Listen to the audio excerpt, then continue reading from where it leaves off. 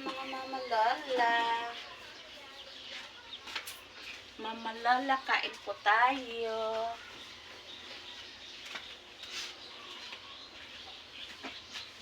Ngayong aga sa tanan.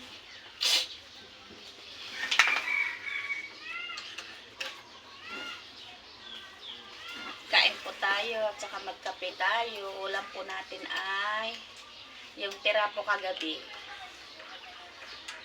Chicken. Tayo mga palangga, magkakamay na lang tayo.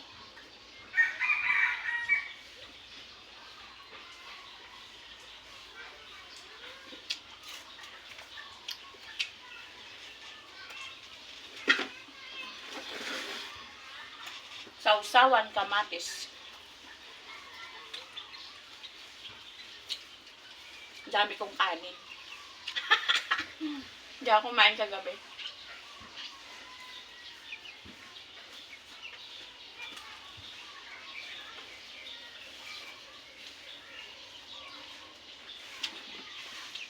Masarap yung sausawan sili sana. Tamad na akong tumayo.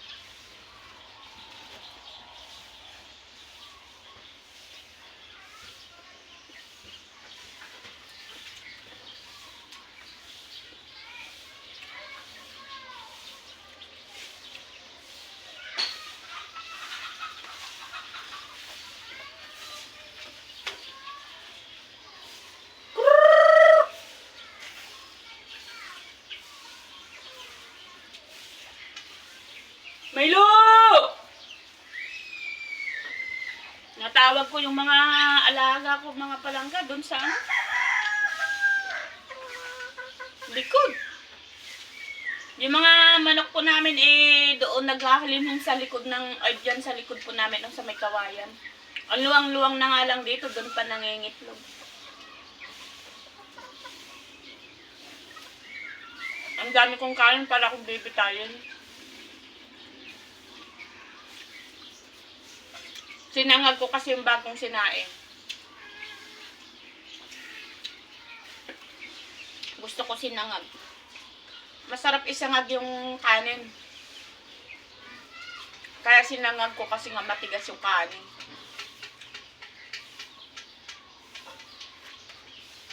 May buhok pa.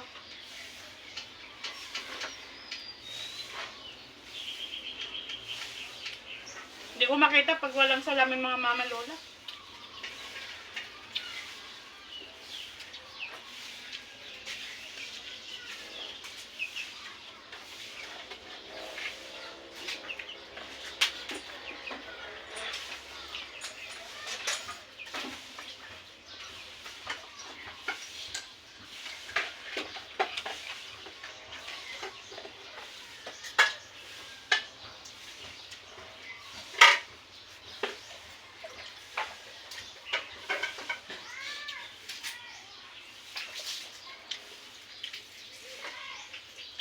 Pag sa probinsya ka, kahit ng lang ang ulam. Ako, pag may gulay lang, okay na ako eh. Tuyo, ganyan.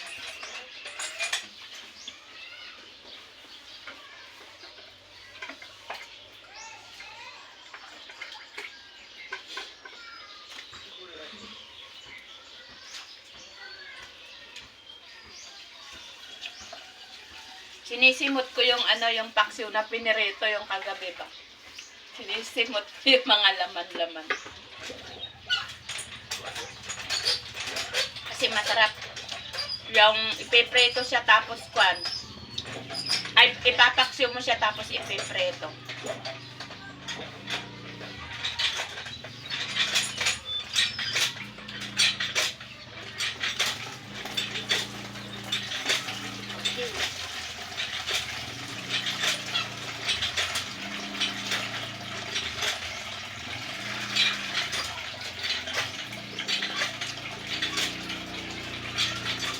Dati hindi ako marunong magkape. Ngayon natuto ako magkape. Pero pagka sumasakit ang tiyan ko, hindi ako nagkakape.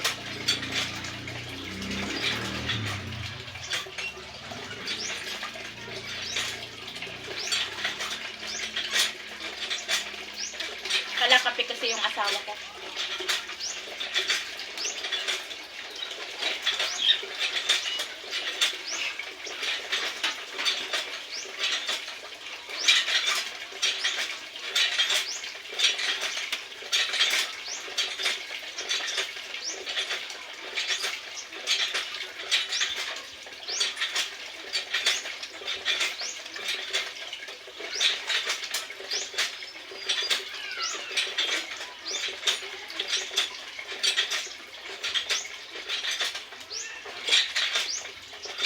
Mamaya, hingi-hingi naman. Di ba pinapapakain ka? Yung pusa po namin na si Bukay ay marunong po siya manghingi. Parang tao po ito eh. Tatawagin mo siya eh. Bukay! Oo, ayan. Iingaw na siya. Tapos lalapit po siya ganun.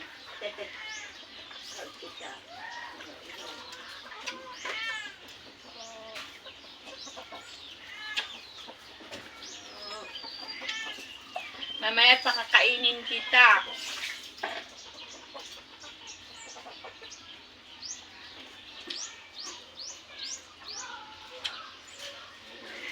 Hindi ko na ubos yung sinangag ko. Nilagay ko lang sa plato mga mamalula kasi makakainin ng pusa doon sa kalat. May buko.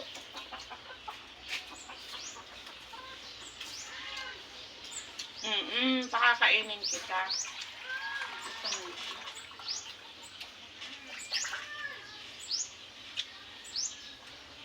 Hindi ka ba pinakain ni Papa? Ha?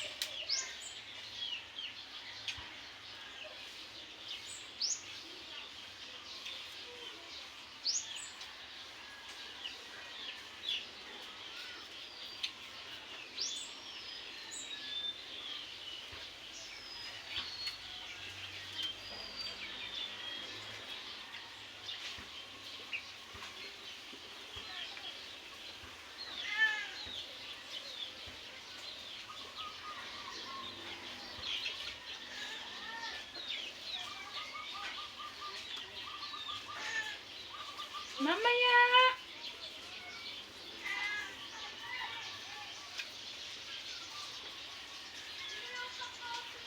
Init. Mulan man lang sana kahit na isang araw lang.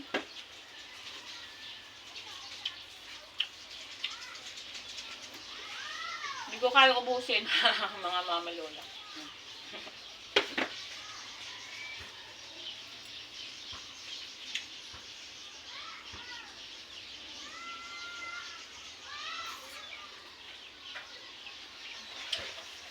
Pakainin ko si Bukay na palangga.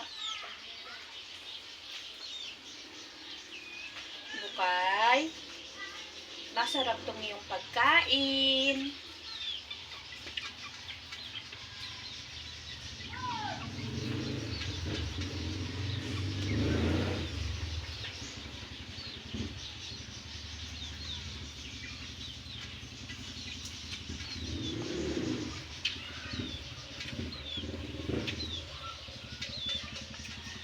lagi akong may paksiw.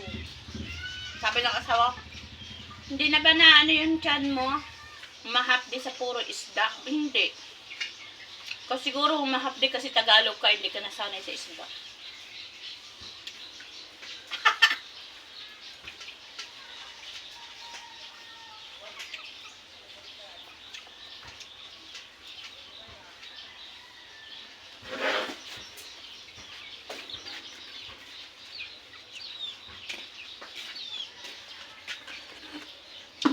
Thank you for watching, Mama Lola.